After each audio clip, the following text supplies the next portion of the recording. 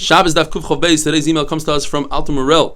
He said he's been in and out of the hospital for the past year and a half. He had finished Shas once before, learning on the train on the way into Manhattan from Long Island. I was in such a difficult state that I did not continue the Daf until the end of 2019. When the new cycle started, I decided to try to get back to doing the Daf, and then I discovered the 8-minute Daf. It has enabled me to learn the Daf even when I'm having a hard day.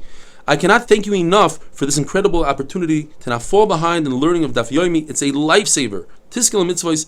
Alton Morel should have a refuah shleima. He should be zoch to finish Shas many, many more times to come. The Gemara tells us that a candelabra that's one piece, or a wagon that is small, you can carry with one hand, you're allowed to carry it on Shabbos. Rebbe Chanina said that wine that comes in on a non-Jewish wagon, even if it has one seal, Rebbe's family could drink from it. The Gemara's Mesuvik is only Rebbe, because Rebbe is the Nasi and the guy would fear tampering with even one seal. Or perhaps the halacha is like Rebbe Eliezer, that one seal is enough. Says the Mishnah, up until now we were discussing Amir al-Hakum, telling a guy to do something. Our Mishnah discusses what happens if a guy performs the malacha. You're not allowed to benefit from the malacha typically that a guy does for you on Shabbos.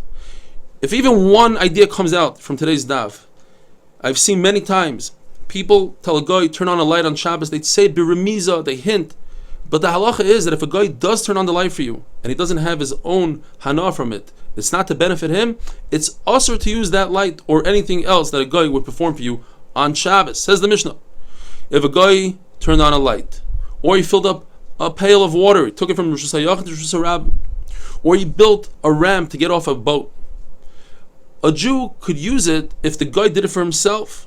But if he did it for the Jew, it's usher to use. The reason why we have three cases that are very similar, there's a concept when it comes to a candle, ner le'echad, ner le'meya. If the guy turned it on for himself, he lit it for himself, then it provides light for everybody. Therefore, you could use it. When it comes to a pail of water, perhaps the guy saw that you're waiting for water, he added a little bit more. Kumashmal, you could use the water as well. A ramp is the same thing like a candle. A ramp for one person is good enough for 100 people. But the Mishnah tells us a story.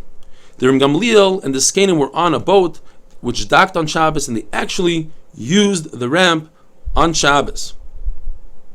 The Brisa adds another case. If a guy gathers grasses for an animal and he has left over, the Jew could use it, as long, says the Brisa, as the Jew doesn't know the guy. If the Jew knows the guy, then he's not allowed to use the grass for his animal. There's a halacha that you're allowed to take an animal and bring him and put him right over grass that's attached to the ground. Now, grass that's attached to the ground, for the Jew, it's also to detach, toilish from the mechuber, is a the animal's allowed to eat it. It's a tsar if he doesn't eat, says Taisvas. He's allowed to eat, he's allowed to be toilish on Shabbos, even though it's a malacha. However, it's also for the Jew to bring the animal over cut grass. That's a muktzah today because it was cut on Shabbos. And the reason is, since it's only muktzah d'Rabbanan, we're concerned that you're going to touch the grass and give it to the animal. If you just lead the animal up to that grass, that's 100% okay. Reb Gamliel, who used the ramp that the guy built on Shabbos, either we're talking about that the guy did it not in front of Reb Gamliel, so he didn't do it for Reb Gamliel, or we're using the concept of ner le'echad, ner le'meya, since the guy already built it and it was for himself, so it doesn't matter that someone else is going to use it. It's just like a candle. When it comes to a bathhouse or even a candle, so it depends. If the bath water was warmed up on Shabbos and most of the people in the city are goyim, you could use it immediately after Shabbos. But if most of the people in the city are Jews, you have to wait bichdei shiyasu, enough time after Shabbos that would take you to warm up that water. You can't benefit from the fact that the guy heated up the water on Shabbos. Now, we must say that the guy did so because he had in mind to do it for the Jews. Otherwise, it's ner le'echad, ner le'meya. Once he heated up the water, what's the difference if the Jew is going to use it? But since he did it for the Jew, now we have a problem, and therefore you have to wait bichdei shiyasu. The Gemara tells us the story. A guy came in to help Shmuel. Let's say Shmuel was at a certain fancy place, in a hotel. The guy comes in, turns on the light for Shmuel.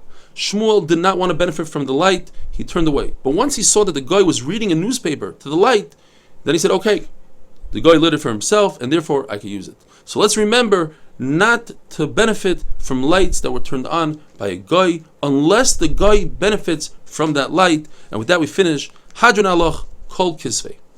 Says the new Perik Kol HaKelim. The Mishnah starts off saying, and we're going to be discussing the different types of muktzah. Now we're talking about Kli Shemalachti Leheter, a Kli, a tool, a vessel that is designated and designed for something that's allowed to do on Shabbos. You're allowed to do something with it on Shabbos.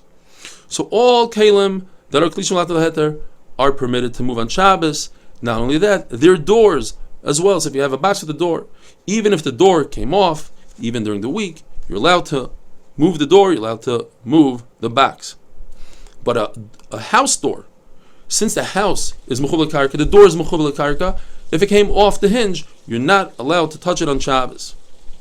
The Mishnah starts off, we're going to see in the Gemara whether or not we're talking about Kli Shemalachti L'Isur, a hammer to crack open a nut.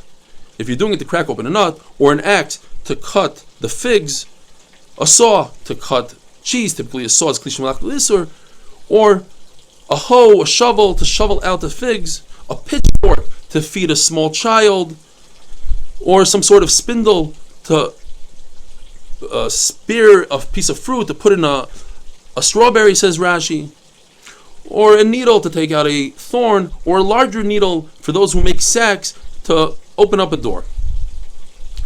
Abaya explains the Mishnah that even though, as I said before, these doors that fell off, even if these doors fell off during the week, the Brisa says that a shida teva of a migdal, certain dressers and boxes, you could take the door off, but you can't put the door on.